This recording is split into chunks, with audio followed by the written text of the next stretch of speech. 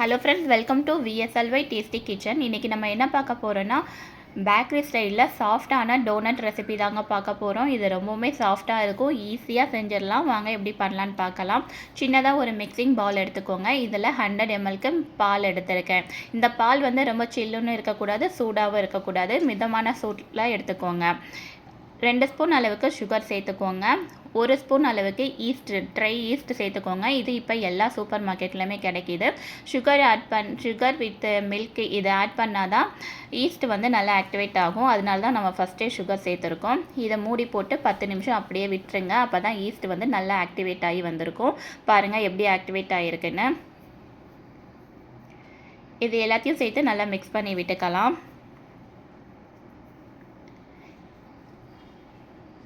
இப்போ ஒரு பெரிய மிக்சிங் பால் எடுத்துக்கலாம். இதில் 1/4 கிலோ அளவுக்கு மைதா மாவு எடுத்துக்கோங்க. இதில் நல்லா உருக்கின வெண்ணெய் இல்லைன்னா ஆயில் சேர்த்துக்கலாம். டேஸ்ட்டுக்காக கொஞ்சமாக உப்பு சேர்த்துக்கோங்க. ஒரு முட்டை இதில் உடச்சி ஊற்றிக்கோங்க. எல்லாத்தையும் லைட்டாக மிக்ஸ் பண்ணிவிட்டு நம்ம ஆக்டிவேட் பண்ணி வச்சுருக்கிற ஈஸ்ட்டையும் இதில் ஆட் பண்ணிக்கோங்க. எல்லாத்தையும் சேர்த்து நல்லா கையால் பிசைஞ்சு எடுத்துக்கோங்க. மாவு வந்து நல்லா பார்த்து, ரொம்ப தண்ணிலாம் எதுவும் சேர்க்க தேவையில்லை. நம்ம ஆட் பண்ண மில்கே போதும். இந்த மாதிரி மூடி போட்டு 1 ஹவர்லேருந்து 45 மினிட்ஸ் வரைக்கும் நல்லா அப்படியே விட்டுருங்க. மாவு பார்த்தீங்கன்னா நல்லா டபுள் ஆகி வந்திருக்கும். பாருங்கள், உங்களுக்கே தெரியும் எவ்வளோ சாஃப்டாக இருக்குன்னு. இப்போ நம்ம டோனட்க்கு ஷேப் வச்சு கட் பண்ணி எடுத்துக்கலாம். இந்த மாதிரி லைட்டாக தேய்ச்சி எடுத்துக்கோங்க.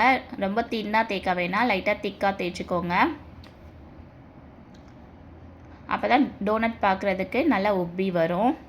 இந்த மாதிரி ஒரு மூடி எடுத்து கட் பண்ணிக்கோங்க. உங்கள்கிட்ட கட்டர் இருந்தால் கட் பண்ணிக்கோங்க. நடுவில் ஹோல் பண்ணுறதுக்கு சின்ன மூடி இல்லை, அதனால் இன்றைக்கி நான் சிரப் பாட்டிலோட மூடி எடுத்திருக்கேன்.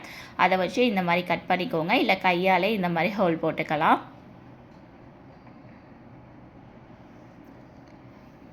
இப்போ எண்ணெய் சூடானதும் அடுப்பை வந்து லோ மீடியம் ஃப்ளேமில் வச்சுடுங்க. ஹை ஃப்ளேமில் வைக்க வேணாம். ஹை ஃப்ளேமில் வச்சா கருகிரும், உள்ளே வந்து வேகாது.